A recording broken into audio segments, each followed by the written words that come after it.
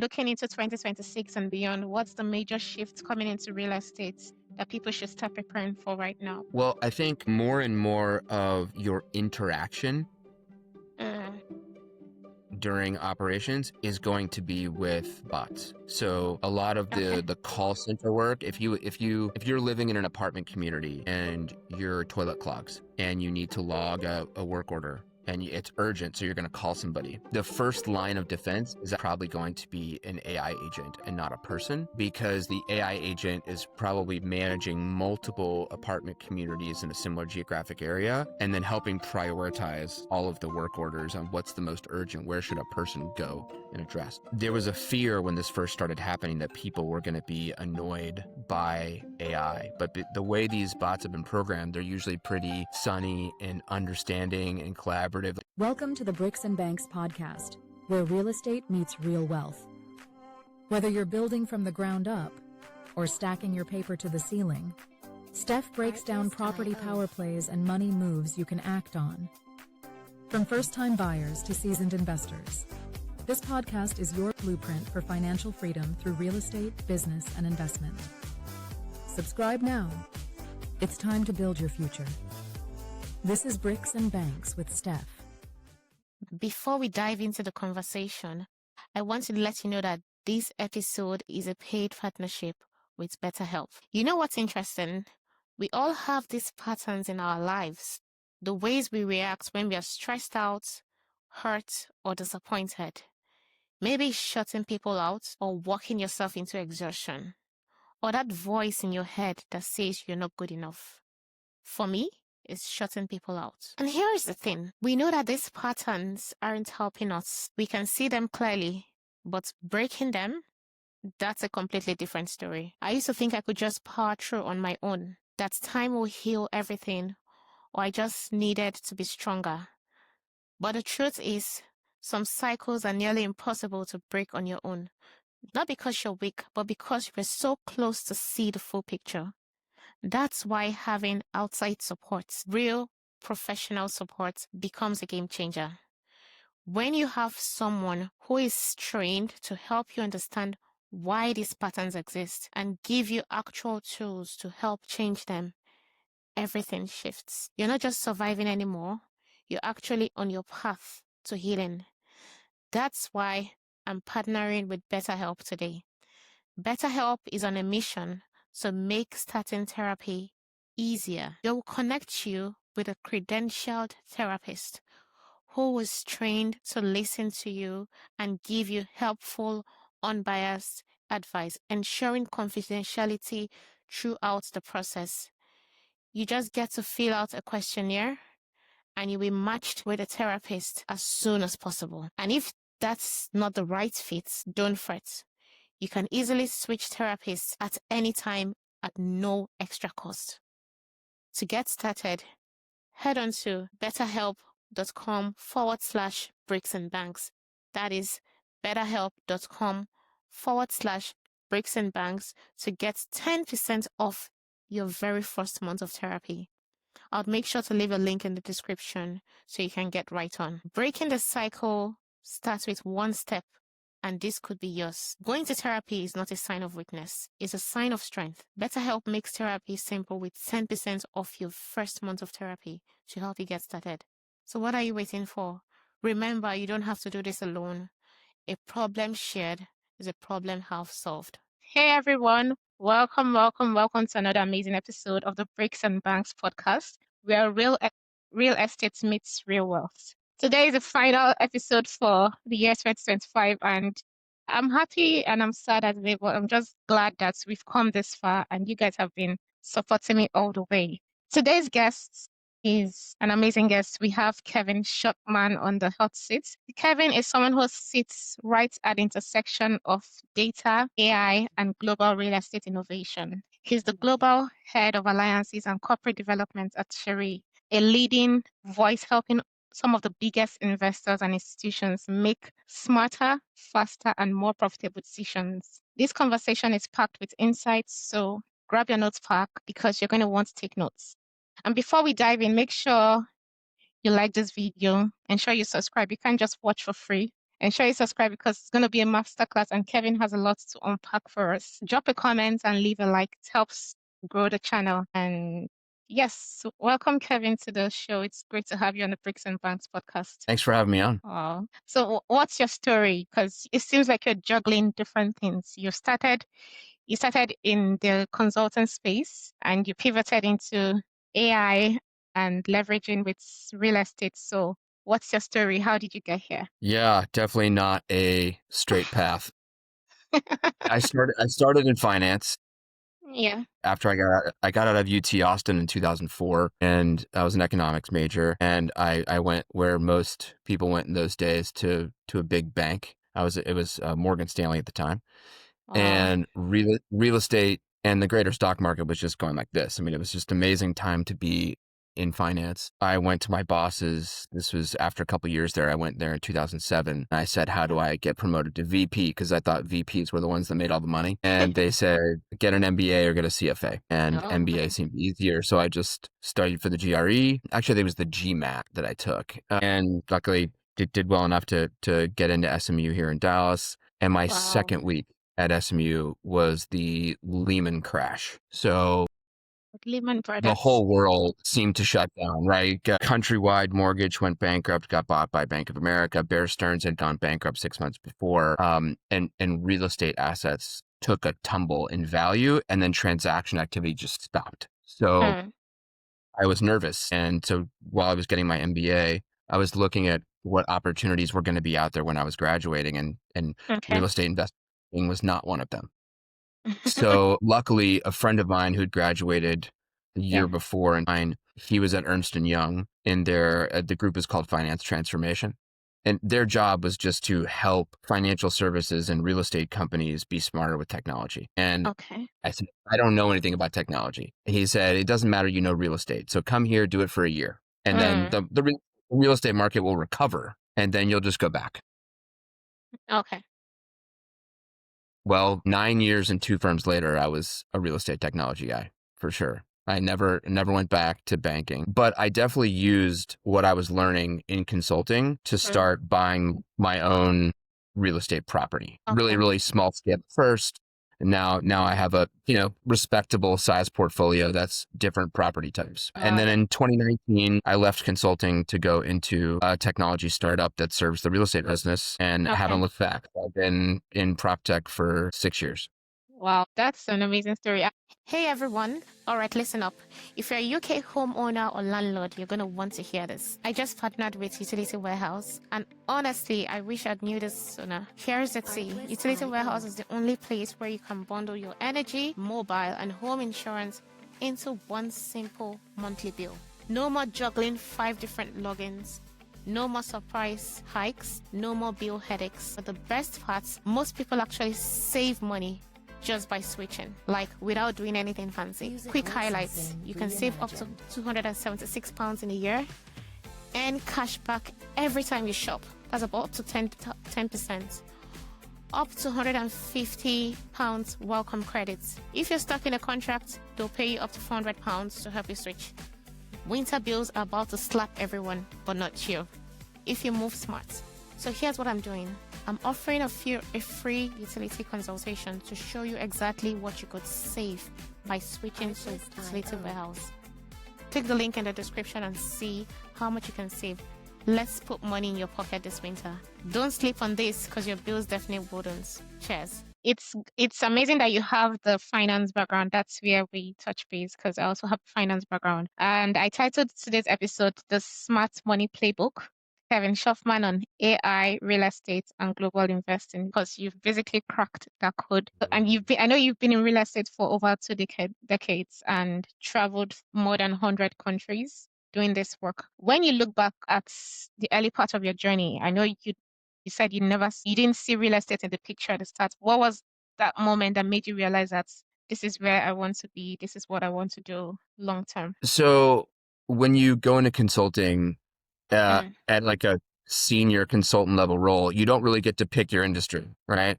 So you don't get to choose your industry. And so I did a couple projects that were not in real estate. I did one for a manufacturing client, one for a healthcare client. And I found myself like not emotionally interested in the outcomes of those projects. Like I did the job, I did the work, but Yeah. it wasn't until I did a real estate project in consulting that I thought this is for me, because you can see the outcome of your work, whether you're Yes. working in the residential living space, whether you're in the industrial space, whether you're in office, whether you're in retail, whether you're helping student accommodations or seniors, the work that you're doing has an output, and real estate impacts everyone, no matter where you live, no matter your socioeconomic level, no matter your career. You interact with real estate every day, where you live, where you work, where you play, where you shop.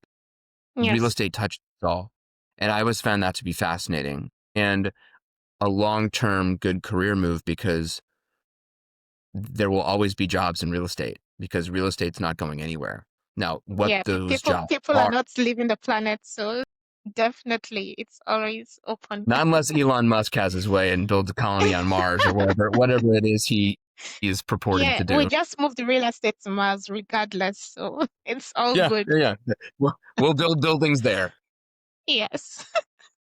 We'll build hotels in space for all I know. Yeah, real estate has always been exciting to me, and it's very different being a consultant advising clients versus being a software executive than I am now selling a technology solution to these real estate companies, versus on my own having to manage my own property and all of the problems I've uncovered doing that. And it's given me a lot of appreciation for like what the struggles are of my clients, Yeah. because like, now I'm in their shoes. It's a very different world when you do that yourself. Yeah, exactly. I can relate to that because I started my career in fintech. So I was the heart of financial control and whatnot before I moved to Deloitte. So I was Yep. at the receiving end of the auditors. So when I flipped to the other side, I had more compassion for I had more compassion for my clients at that level because I knew what it took to provide those schedules and whatnot. They were always asking of them. You appreciate the process more when you've done the work ground up. You said you had your real estate portfolio, you built it from the ground up. Now you're providing technology to fix the problems you encountered when you were doing that. So you can relate. You're not just doing it from a different level. You've actually lived that life, so you can provide solutions. So can you share a bit of what you do at Cherre right now? I know you're the global head of alliances and corporate developments at Cherre. So can you explain what you do being a real estate technology executive?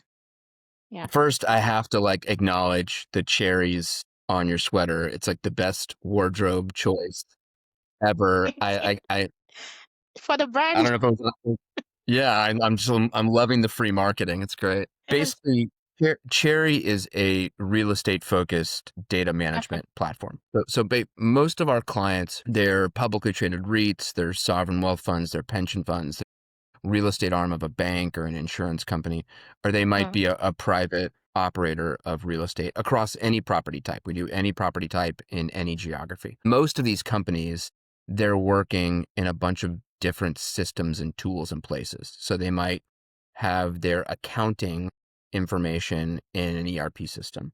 They might be tracking potential customers in a CRM or yeah. a bunch of Excel spreadsheets. They Mm-hmm. might be buying some data from market data providers to help them be smarter about the investments they're going to buy or the operations that they're going to run. And all of the people that are in these companies, if you're on the leasing team, you usually probably use one system. If you're on the acquisitions team, you use a different system. If you're in treasury, you use a different system. If you're responsible for raising capital, you use yet a different system. And these systems Mm, don't typically talk to each other. And so when you're trying to report out to investors, you need a single set of truth, a single data model. So it's easy to say, here's the occupancy of our assets, here's the net operating income of our assets. And then mm, for smaller owners, right? Bringing all this information together so that you don't need to hire a bunch of people as you build your portfolio. That's our job Okay. is to connect and collect all of the information you use to run your real estate business. And the way that we make that successful is by building partnerships with all of Mm-hmm. the other software applications in the space and all of the data providers that provide information like sales comps or lease comps or demographic data or foot traffic or weather risk, right? All these people that provide data that's interesting to investors. My Okay. job is to facilitate all of those agreements and Mm. make sure that we can get all of that information into our platform when our clients buy it. Oh, that makes a lot of sense. And there's something you usually say. You say whoever wins data wins AI. I know a lot of our listeners are people who are first time into real estate. These are people, entrepreneurs and real estate investors. So for listeners who are not that, who aren't deep in data strategy, what does this actually mean? Whoever wins data wins AI. What does it mean in Yeah. practice? And So why is it such a competitive edge? Yeah, so back before AI was a thing, if Mm, you had 5 different Excel spreadsheets you were working off of, for a lot of these, newer real estate entrepreneurs, you're probably just building up a quick financial model in Excel, or you might have sure. your accounting done in QuickBooks or something. Mm-hmm. And when you bring together those 2 different documents, if you don't get it into one model and get it perfect, it's not that big of a deal because you're just going to put together a report and present the report to maybe a friends and family investor that gave you some money. Or for Yeah. your own, if you're getting audited at the end of the year, you need to know what your revenue and expenses were for your assets. And if you make a mistake, it's just easy to go in and manually correct it. But once you put AI on top of that, and AI is going to say, we've looked at this data and here's our recommendation. Go call Mm, this person. Go write me this email. Let's reach out to this potential customer. When it starts giving recommendations and you start taking action, if you yes. have bad data underneath, you might make a pretty big and risky mistake. So the importance of Mm, quality data underneath becomes 100 times more important when you're going to leverage AI on top of it. and that makes a lot of sense because you get to see, get proper information, you get informed from that data you're seeing, and you're able to make proper business decisions as a result of that. So, in terms of AI, do you guys have your specific in-house AI tool, or are there ones you recommend? Yeah, so we have built what we call Studio, which is the ability for Mm. clients to build agents on our platform. But what it really is, Oh. there is a lot of proprietary code. But for people who are just starting out, Mm, and they're just thinking, I'm overwhelmed with all these different models out there. What should I be using? The answer is it depends on what you're using it for. So if you're looking at a bunch of documents that get sent to you, maybe it's brokers send you marketing circulars, or you get sent some sort of operating memorandum, which is going to be like the potential to invest in a deal. Or maybe you're putting together lease agreements inside yes. a building that you've bought, right? Mm, Ingesting and storing all of those documents and reading them and getting recommendations, I recommend Gemini, which is Google's AI agent. Gemini 3 is, at least today, the hierarchy is always changing, but Gemini is very good. And it integrates with Gmail. So a lot of people are mm, Microsoft people, they use Outlook, but so many people in their personal lives have a Gmail address. And so when you're doing a exactly. side business and you have all of the communication in Gmail and you can store a lot of the documents in Google Drive, Gemini does a very good job of putting all that information together and giving recommendations and helping you craft communications. Now, if you're building financial models with AI, Gemini is not yet that good. I mean, it's good, but it's not the best. We recommend Claude. Claude is the model that's owned by Use code. Anthropic. It's quite good for building financial models, mostly because it shows the underlying formulas in there, like you'd be used to writing an Excel spreadsheet. Yeah. And then lastly, if you're doing research on the internet, and maybe just trying to gather information and quickly produce a document or an email, ChatGPT's corporate license is great. So it's really like Mm, we're using 3 different yes. AI models for 3 different purposes, and that can Mm-hmm. get a little overwhelming. But for those of us that are newer to AI, the way you interact with these models is pretty much the same. a screen comes up, there's a chat bar, and you're just gonna have a conversation with somebody. It's just that the somebody isn't a human, it is an It's AI model. And yeah. the way you get the most out of these models is actually by having a conversation. You type in something that you want, Mm-hmm. and then it gives you an answer that's insufficient, and then you iterate back and forth. You ask questions, you have it ask you questions, you answer the questions, it produces better results. And when you're doing that, it saves all of your queries over time and gets smarter. Nice. I know talking about AI, people think it's a lot of hype and they just people are like, oh, if you want to be perceived as serious, just slap AI to your conversation. Everyone thinks you're a genius. But what's one like use case is AI use case you basically you can give that's already driving real financial returns in your business today? There are quite a few. The first one was just research and preparation. So as you can imagine, someone at my level, I get pulled into a lot of meetings, Tons of meetings. often Mhm. at the last minute with some important people, executives at companies, and I don't have an hour or a day to prepare for the meeting. Sometimes it could be, hey, in 10 minutes, we're meeting with this executive. Could you join the meeting? And Mm. sometimes I know these people because I have a pretty big network, but oftentimes I don't. And very quickly going into ChatGPT and saying, I'm about to meet with this person. What should I know about them? Have they been quoted recently? Have there been any Mm. interesting transactions that their company has done in the last 60 days?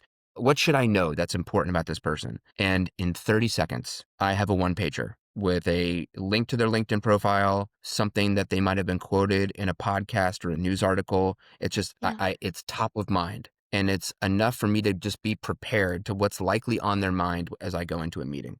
That's a really powerful use case that like basically anybody, even without technical knowledge, can do today. But for folks that are deeply enmeshed in the real estate business, I'm a fan of AI for assistance with research in whatever market you're looking at, Oh. right? Understanding demographic trends, Mm. school district information, any recent legislation, like things that might affect the market you're Yeah. looking to invest in, whether you're buying a single family home and looking to rent it out, whether you're buying an apartment complex and then need to fill it with tenants, whether you're looking to buy an aged office asset and repurpose it. Like AI helps you get prepared with what are all the things that I should know about this market before I write a check or before I engage legal counsel to negotiate a contract. Mm. And there's a bunch of other use cases, but that would get you started. Yeah, definitely, because it's just like having your personal executive assistant on the go. I remember when I watched Devil Wears Prada back in the day. The lady was like, "Oh, I need to know this about this lady in the next 1 minute. What do I?" And she had to start scrambling. But with AI, ChatGPT, it's just on your phone on the go. So I can totally relate. I mean, it's kind of surreal. I Yeah. don't think we're at this point yet, but Mm-hmm. with the new Meta Ray-Ban sunglasses, people are walking around in what look like pretty normal sunglasses, and They're augmented just reality gathering is data. feeding them information. It's Yeah. gonna get to the point, I don't know when, if it's 6 months from now or 6 years from now, but that the information will be updating so quickly that almost in real time, you can have a conversation with someone that doesn't speak your language, another country. You could meet for the first time and be having a discussion about different industries. Like, it's gonna happen fast. It's like Minority Report, but like in real life. It's I think they already kind have of that exciting. technology in China, but I don't think it's mainstream yet because China seems like they're always ahead of the game. Who knows? Yeah, and scary, right? When an authoritarian regime has it versus a democratic regime. Right. You often ask where you would put $1 million in real estate today. So for our audience and investors and operators, what's the playbook when it comes to making sense of $1 million in your pockets right now? What you're seeing with this landscape, what are you investing in? Yeah. Gosh, it's a crazy market. So my answer typically depends on where in the Hmm. world you're investing. I'm based in Dallas, Texas. We've had a very, very big increase of population since COVID. A lot of people have come here because, Texas is a pretty beneficial business environment. We have no state income tax. The weather is decently consistent. Here in Dallas, we have one of the largest airports in the world, so I can get anywhere in the United States same day, and I can get almost any major city in the world on a direct flight.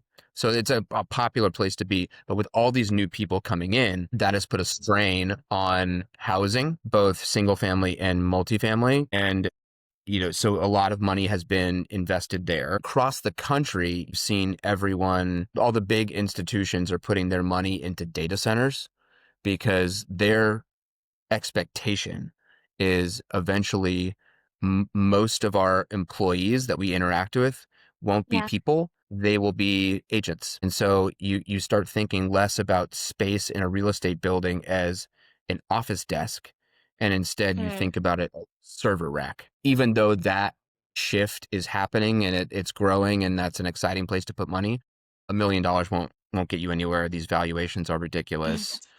Data centers Yeah. are stupidly expensive. Publicly traded securities that rely on data centers are at frothy valuations. So I wouldn't advise putting the money there. The trend that I think is beneficial to investors now almost across any geographic market in the world because Mm. of demographic trends is senior housing. Senior. If I had money today, that's where I would be putting it.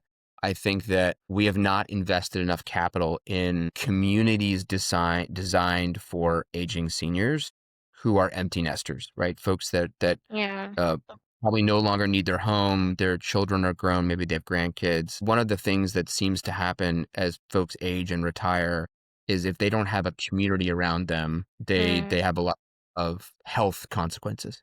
So I think you're with this focus on longevity and health span, not lifespan, this is Yeah. going to drive a lot of capital into senior living communities where folks have a nice place to age and socialize and just be with other people. If I had $1 million, I would be putting it into senior living communities. But I mean, that's a very commendable idea, but something you get to partner with the government to get more effect because the government to be able to give you like a better, bigger land space to be able to execute such projects, isn't it? Yeah, most of the public-private work where Yeah. governments are providing incentives, Mm. you know, anything that's going to make a deal more profitable, you want to do it. And if the public benefits, even better, right? There's also a lot of cities that have very severe zoning restrictions. And when you're Mm. building buildings that are going to benefit the community, you'll have a better chance at getting updates to zoning requirements and zoning approval. And senior living communities are usually pretty popular real estate Mm. developments in communities. They often drive a lot of economic activity, and Yeah. there's not as much pushback. There's always going to be people who are anti-development in general, but Mm. one of the lower hurdles is going to be a senior living community. That's amazing. And I know you're in a unique position because of the work you do. You're in a unique vantage point where you work across tech, capital, and operations. So what do you think in looking into 2026 and beyond, what's the major shifts coming into real estate that people should start preparing for right now? Well, I think more and more of your interaction Mm. during operations is going to be with bots. So a lot of Okay. the call center work, if you're living in an apartment community and your toilet clogs and you need to log a work order and it's urgent, so you're going to call somebody. The first line of defense is actually probably going to be an AI agent and not a person, because the AI agent is probably managing multiple apartment communities in a similar geographic area and then helping Mm. prioritize all of the work orders on what's the most urgent, where should a person go and address. There was a fear when this first started happening that people were going to be annoyed by AI, but the way these bots have been programmed, they're usually pretty sunny and understanding and collaborative, Yeah. like they've been programmed to be nice. For And now. so for now, right? So most of the survey data is like people actually prefer to Yeah. talk to an AI agent because when they complain, instead of the customer call center rep like being a little annoyed or like pushing back or being defensive, the AI says, no problem. How can we help you? Like there's that empathy that's being built Yes. in, which is kind of ironic and kind of shocking, but we're seeing that a lot. Okay. Where else am I seeing big technology changes? Self-driving, depending on where Mm. you live, self-driving is starting to appear in a lot of major cities. And what does that mean? That means probably less parking requirements at buildings, because now you're just being picked up and dropped off, and you're not parking a vehicle there. Yes. Um, Also, just getting around becomes a little bit more convenient and at your beck and call, like you would be with an Uber. So as people become more comfortable with just hailing a ride and not Mm. driving the car everywhere, that's going to change the makeup of real estate buildings a lot. Yeah, that's really good because I've had a couple of my friends are a bit adverse to building real estate portfolios from the ground up, just like you did, because they don't want to go through the stress, the risks, and everything. They just rather stick to buying REITs on the stock market and like growing. But what's your advice on that? Is that like a real strategy? Because in my mind, I'm like, that's not a real strategy. You're not supposed to use your money for capital appreciation. The real meat in real estate is owning your portfolio. Well, what's your take on that? So depends how much time you have, Okay. right? Because once you own an asset yourself, Yes. it's now your problem when things go wrong. And I didn't Exactly. fully appreciate this until I started owning my own properties. When something happens in your home or in a home you've leased to someone else or in a building where you have tenants, Mm. they call you. Unless you've hired a property manager, which is, now we've done for our retail building. But like, Okay. once you have to do that stuff yourself, you just have to decide whether how much is your time worth, right? Because there's a time cost to managing property yourself. But typically, when you're going to buy real estate assets, you might know something about a particular market that Mm. most people, that big organizations, they might not be paying attention to, because institutions are deploying, tens or hundreds of millions of dollars of capital. And so they might not be paying attention to one particular building, property, group of assets that could be very, very profitable because you yourself know this neighborhood or this area super Yeah. well. When that's the case, I'm always a supporter of investing and managing local real estate, because you're going to know the market better than others. You might have Sure. access to information that others either don't have or they're not caring too much about. So you could outperform the market. But and then real estate is not typically perfectly correlated with the stock market. So it's good to be diversified, to have some money in liquid Right. stock investments that you could pull out at any time versus having real estate. Now, when you put money in real estate, it becomes very illiquid. There are some platforms out there that are trying to make it a little more liquid, but let's just assume that you're you're financing your own investment in property. That money is going to be locked away until you sell the asset, and then you're dependent upon the market. So it should never be all of your money. But Yeah. I'm definitely a supporter of, like, the bulk of your money is in public, liquid, low cost investments. That's your retirement fund. Okay.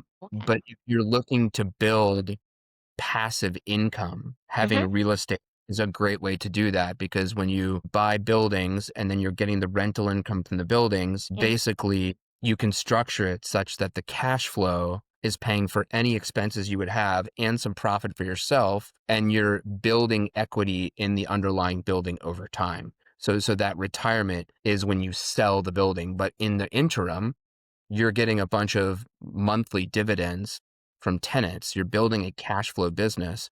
And in the stock market, you really can't do that without a significant amount of initial wealth. That's true.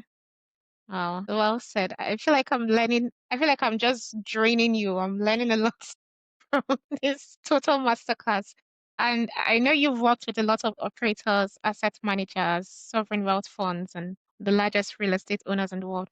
So, and you have an idea of what technology to adopt early and the type of technology to just ignore. If you had to pick one tool or category of technology today that is massively underutilized, what would that be, and how are you going to leverage it to improve decision making and efficiency in your work? So I'm gonna have two very different answers Okay, for your list. let's hear them. One would be to entrepreneurs who are early in their your investing career, and you're buying, your first property or your first Yeah, couple property. My advice is, like, really, really learn these AI models, because you can then do research on your yeah, own You can draft 80% of a contract on your own. You can manage the books on your own. You can do all this without hiring people because Mm, AI just makes it a lot more efficient. Now, it doesn't do your whole job for you, but what used to require outsourcing firms or additional employees just 5 years ago, you can now yeah. do on your own. So, understanding Gemini, understanding ChatGPT, understanding Claude, that is the first thing you should do as a real estate person. And like you're not going to learn it in 5 minutes, but like it, Yeah. every 1 minute of investment in learning those tools is X valuable. Very important. For those who are institutional Mm-hmm. owners of property, I think the first investment, if you haven't already made it, is in an AI based customer service tech. So there are a handful out there. The ones that are focused on multifamily, that would be Elise AI or Venderoo. If you're in commercial property, if you're in office or retail, that's probably ServiceNow. So Yeah. like just like having that tech be a layer between all of the requests that are coming in and you as one asset manager, that is a really, really important investment to make because these tech investments allow you to grow your holdings without having to grow the people that you rely on to manage them. And it's not that I'm anti-employment or job. I realize that like managing people Hmm. is time consuming. It requires It's a a lot whole of job. emotional investment. It's a hard skill and Yeah. not everybody's amazing at it. And when technology can help you become a better manager of the business, you can also then devote more time to the people that are in your organization. The smaller number of people that you're focused on managing and investing in will make Hmm. you a better leader of people. And that's why I'm so supportive of this tech. Oh, that's amazing. I mean, talking about people, I know you work with a lot of people, and AI has changed the game because a lot of people are losing their jobs now because AI has replaced a lot of these roles. So what are you looking when you're hiring someone, what are you looking for? What are the skill sets you're looking for in order to bring them on? The bulk of this work can be done automated. What's that unique selling point that sparks up you bringing them onto the Yeah. team? The first quality is how coachable are they? Hmm. Okay. I'm not expecting anybody to already have the answers. And I think no question is a dumb question the first time you ask it. But almost every question is dumb if you have to ask it a third time. Right. So just the ability to like listen, Yeah. learn, adapt, like that coachability is so important, especially for folks earlier in their career. Second is just work ethic. Are you the type of person that is operating off of a clock or are you operating off of milestones? There's this particular task we need to get done. We thought it was going to take 2 hours. I got it done in 30 minutes. Fantastic. I don't have anything else on my list. Go enjoy your day. Have some balance in your life. Do hobbies you want. On the flip side, though, if there was a task that we thought was going to take 2 hours and you're 5 hours in, I mean, it is what it is. The task still has to get done. So Yeah. are you willing to put in the work to get things done, for your organization? So coachability and work ethic are the two most important things I look at across any role.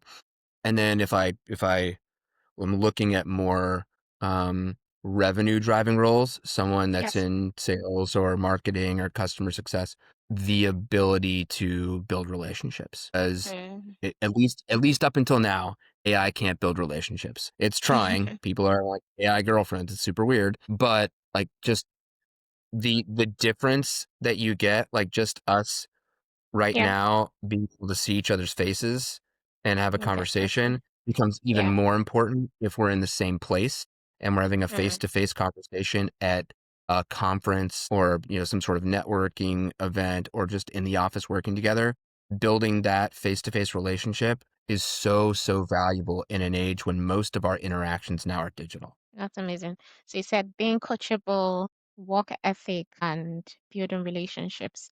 So I know talking about work ethic, some people believe that the common saying, the reward for good work is more work. So if I know I'm going to get more work for getting the job done quicker, I might as well just enjoy the 2 hours time frame so I don't get more work pushed my way.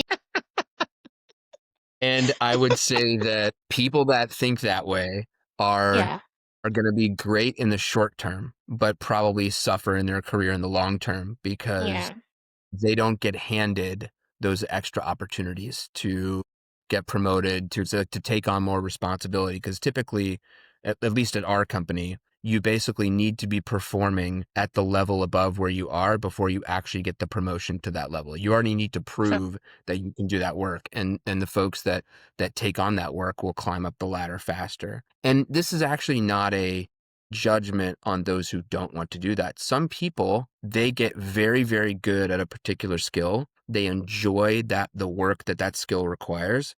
And they yeah. don't want to, like, they don't want to manage people. They don't want to be responsible for a book of business. Mm, They don't want to get to the executive roles. They just want to be that really, really amazing individual contributor. And great, good for them. There's a lot of jobs out there that require someone who's just really good at one thing. There's just little risk that if AI becomes good at that one thing, you're in trouble. So just keep that in yeah. mind. Like, if people want to do that, that's great. But I'm always encouraging people to learn how to be flexible and adapt, because this market is chaotic, and people that are adaptable and flexible will always end up in a pretty good place. Yeah, exactly. Because the more you learn, the quicker you're able to get to where you want to be. Because I see taking jobs or whatever opportunity present yourself as opportunity for you to learn. And the key when you get into any organization is to learn as fast as possible and maybe get out or get something done, because there's no point stalling on a particular task just because you don't want to get more tasks assigned to you. That's just you limiting your potential to learn and grow and grow. So yeah, at the end of the day, the experience is yours. No one is going to take it away from you. Even if they send you, or maybe if you're laid off, for example. Yeah, you might be laid off, but you still have that skill set. You still have all you've learned, so you can apply it elsewhere. So I really don't know why people do that, but yeah, it's just a typical Because gist we had. because I get it. Like, Yeah, I imagine it's quite stressful to yeah, be out of a job and have expenses, and people are always thinking about those next couple weeks. But yeah, the more people can think long term, it's really, really hard to do. And I did not have an appreciation for it, especially in my 20s, and probably still not enough in my 30s. But now in my 40s, I appreciate it a lot more. that's amazing. I know you've helped a lot of companies scaled throughout the work you've done, whether as being in EY or even what you're doing now at Cherre. When you look at these organizations that grow well versus those that stall, what leadership habits or operational principles make the difference? I mean, quality, not quantity. Like, Okay. the leading companies invest a lot in a few people. Like, they pick the people that they think are going to be the next generation of leaders, and they invest a lot of time, money, and opportunity in them. Hmm.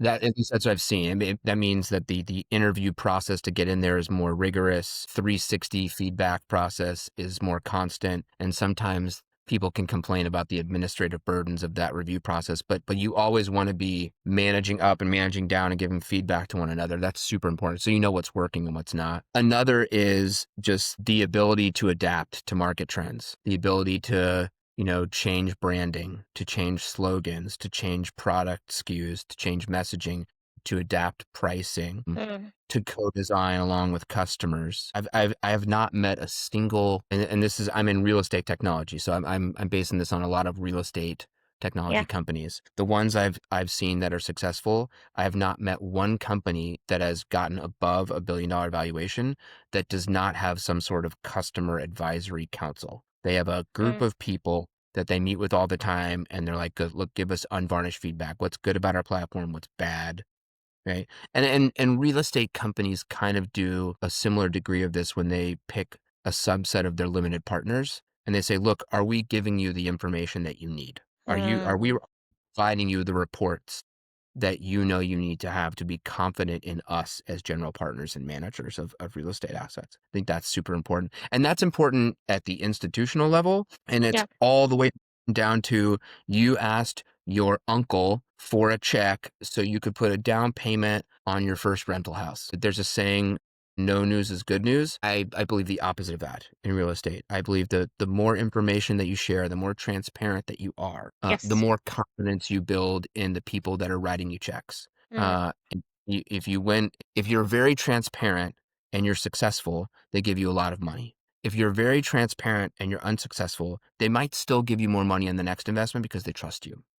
So Yes. that transparency is super important. Yeah, I can totally relate to this because once people see that you're an honest person, once they see, okay, they see your process, whether you win or fail, as long as they've seen you've carried them along that process, they're willing to trust you. Back in the day, so after university in Nigeria, there's one thing we do. We go for NYSC, like a paramilitary boot camp thing. So Uh, where you get to serve your country for 1 year. So while I was doing that, I had the inspiration to like do a project in the community I was working, just like a electricity project. So I reached out to people for funding and all that.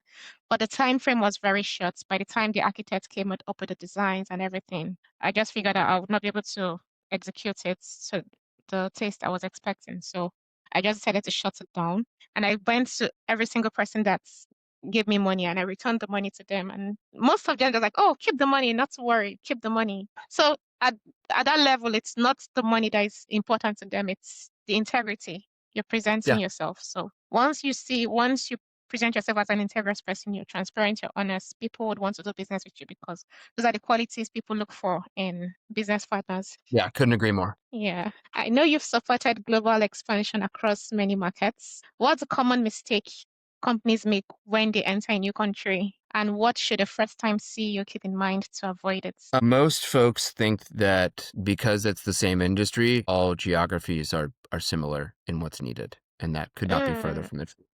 So my wife spent some time in London, which I know you're living there right now.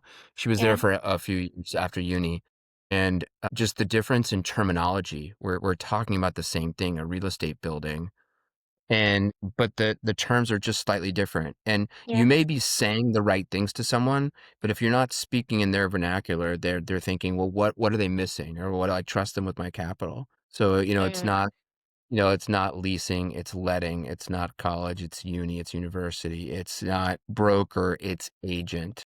agents, yeah, Just differences in terminology matter. Also, when you go into a new market, there are a lot of different financial nuances, accounting nuances. So how are you recognizing revenue? How are you mm, amortizing expenses? What approvals are required when it comes to zoning for different properties in different areas? There's a lot of different cultural and governmental nuances when going into a new market. And if you're a real estate investor, those become really important. But also as a technology company, you need to know the problems that your clients are dealing with when you want to sell into them. And we tried to grow without hiring a local person on the ground first. We tried to cover it from our time zone. That mm, created its own set of problems. You can usually get away with that for the first couple clients because you're evaluating whether to go deep into that market, and so you're yeah, letting them know up front, hey, we don't have people on the ground. We want to work with you. We're going to give you special terms because you're our test case. But if we do a good job, we want you to be public about your work with us and our partnership. And that will then afford us the ability to invest deeper in the market and bring on other clients. So it's finding some clients willing to take the chance on you, but yeah, researching upfront their nuances, their language, their needs, and really entering into more of a partnership in the new market. That accomplishes two things. One, it helps you evaluate whether that market is actually worth going into and investing in. yeah. Number two, it gets you advocates like early in the cycle before you've made a lot of investment. Yeah, that's very important. Like you said, doing the research, doing the groundwork.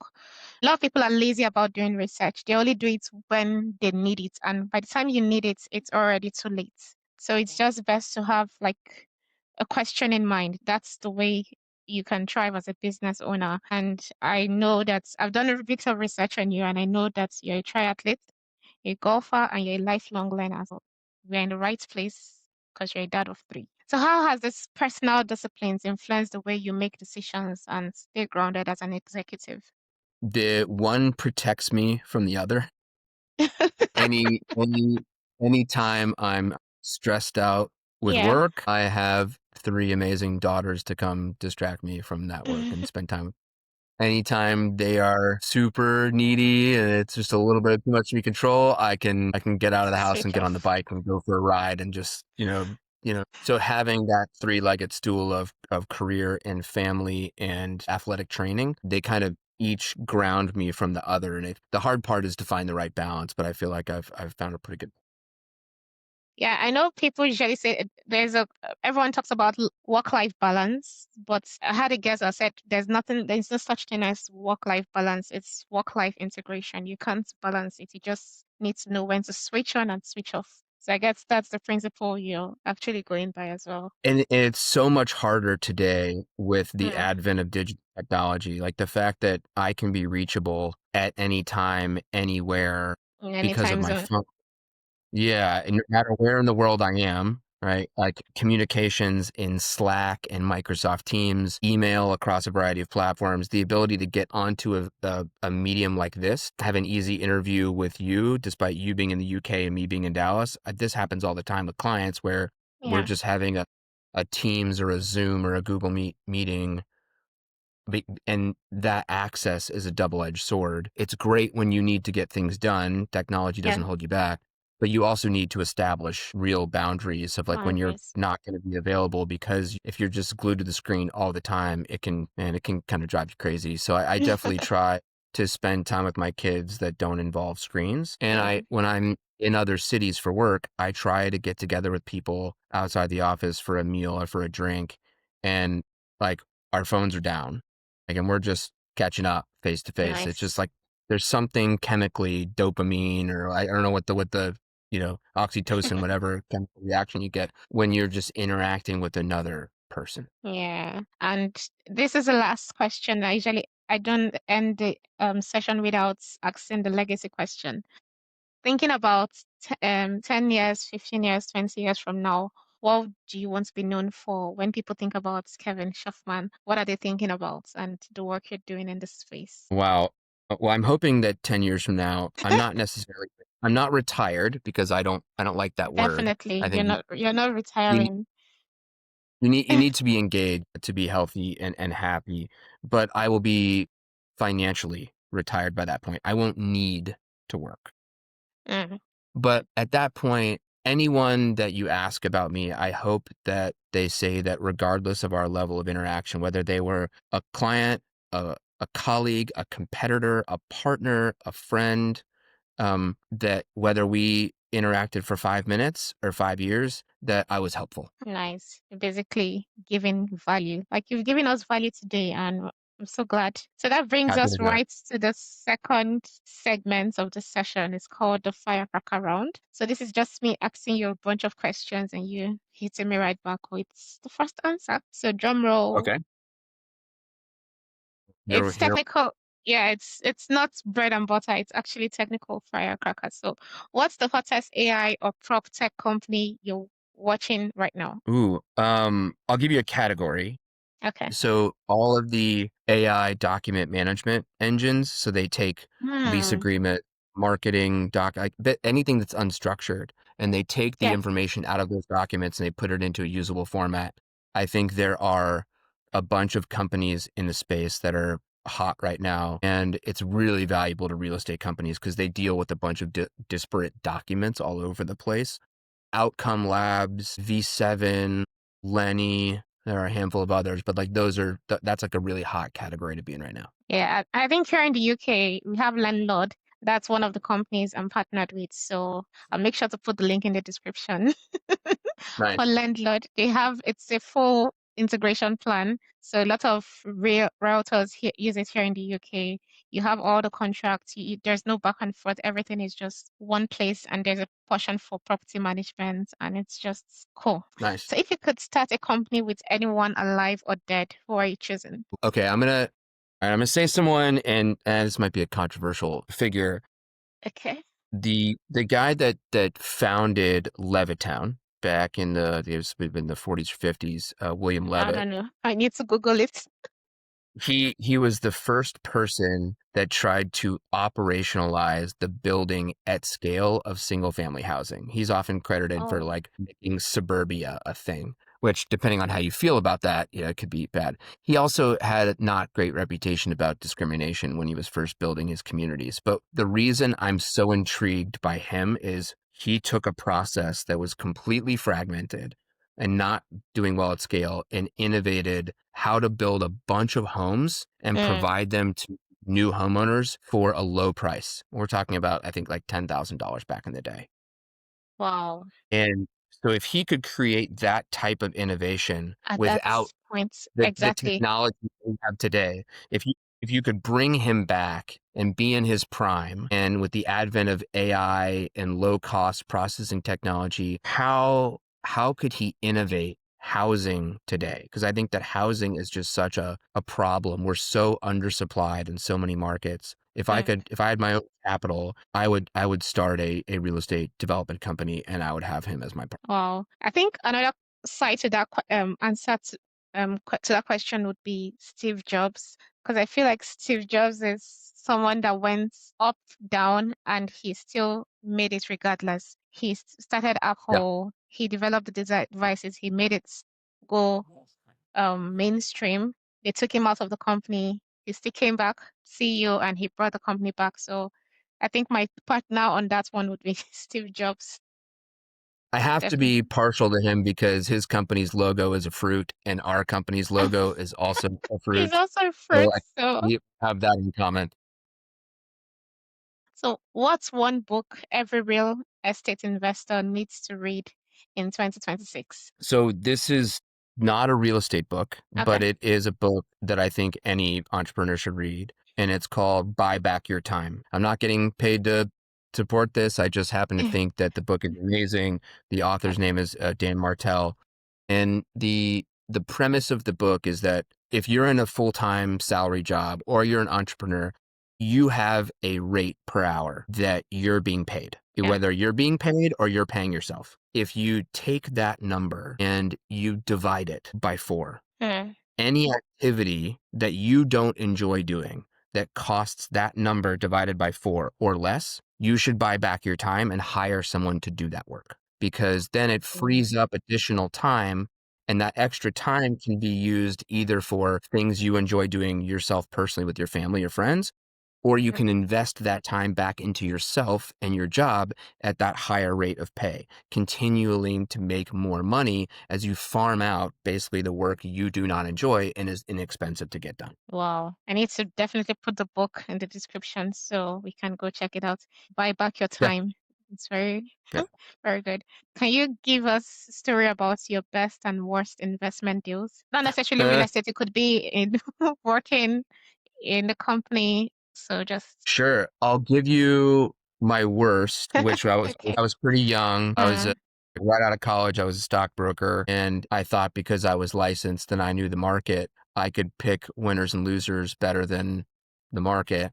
Uh, and got some information that I thought was like, ahead of the game. And I put a significant amount at the time of my oh, money into a couple stocks, and they basically went bankrupt. So I oh, lost the money. And I learned that unless I am deeply, deeply knowledgeable about yeah. whatever subject I'm investing in, I shouldn't think I'm going to be able to do better than the average person. And therefore, I Mm-hmm. shouldn't invest a significant amount of capital in that stuff. So that was a big learning for me. But I applied that and got access via an angel fund to look at some interesting early stage companies. And I have had the chance to make a couple investments in some early stage property technology companies. Oh, And I don't want to call them out specifically because they're still active companies and I don't want too much scrutiny on them. But yeah. one of them has grown significantly. And if we had an exit today, I would make over 10 times my money on the original Wow. investment. So that's one of those examples where like I knew the founding team, I knew the space they were in. I had a lot of information that I was legally allowed to have that was not publicly available. Mm, And I used my advantage investing. It's like the same thing I would recommend to your listeners who they may know something in their local market that yeah. gives them the opportunity to buy an asset or a parcel of land and do something that's highly profitable. That's worth doing. Nice. Wow. So how do you reset? I know you explained how you unwind. How do you unwind and reset when you're not so busy, like just to have your own alone time or just to get back to the Uh, grind? yeah, I depends on if I'm on the road or if I'm at home. Okay. If I'm on the road, I like to unwind with other people. Mm. I'm very much an extrovert. I don't like eating alone when I'm on the road. I like that if I'm in another city, I want to see people, catch up with people that I wouldn't normally get to see. That's my version of unwinding. That's not the same for introverts. That would drain them. For me, it's Yeah. energizing. When I'm home, and I just need time to myself to just, not with my family, not with my friends, if I just need time with myself, there is a golf simulator in an office building nearby. And I go there and I just pick a virtual course. I've played Pinehurst once in real life, but like probably 15 times virtually. I just go out there and I can play 18 holes in an hour, and it like completely zens me out and resets me. Wow. Are those baseball bats behind you there? Those are oars for paddling. We went Okay. to a charity event. I think you mentioned you did a 1 year of service right after Yes. school. Uni. So like we went to an event that benefits special operations forces folks who have to Okay. go overseas and get deployed. And when they get deployed, often they come back after those deployments with potentially PTSD, and Oh, they're too proud to ask for counseling or help, and because they don't oh, want to go through the government and have all that reported. So this organization provides private money to help people coming back from deployments reintegrate with society and provide, mm, full commitments to their families so that they can just like, wow.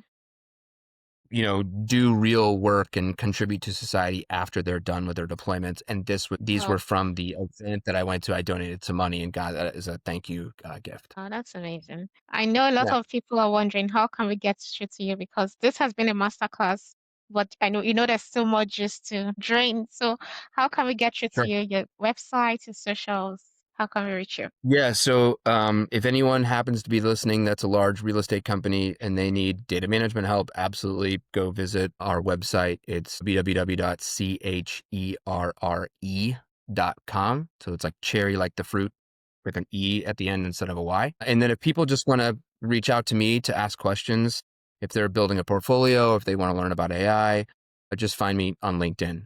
Just Kevin Shtofman on LinkedIn. It's the only social platform I spend any time on. I'll make sure to leave the links in the description so we can just go right there and bother you. But it's Sure. been a pleasure having you on the pod today. Thank you so much, Kevin, for being the last guest of the year. You made it. I'm You're excited for us to basically close it wrapping this out. up. Yeah. Cheers to hopefully a great 2026. So what are your Christmas plans? What's the season looking like for you? We are taking the kids on a Disney cruise, and then we're going skiing with some Oh, friends. that's Our kids have really cool. never been skiing, and so I'm a little nervous about it, but you got to try sometime. Yeah, I've never done skiing as well, so I think I should join you guys on that trip the next time. What's from me Definitely. to you, it's Merry Christmas. Yes. Thank Merry you so Christmas. much for Happy joining on the holidays. pod. Yep. Happy, amazing. So there we have it, guys. Kevin has basically broken down everything, starting from real estate technology down to data, AI, and how to leverage it. He also talked about work ethic and the things you need to focus on. We need to learn quickly, fail fast, and leverage the opportunities we're given every single day.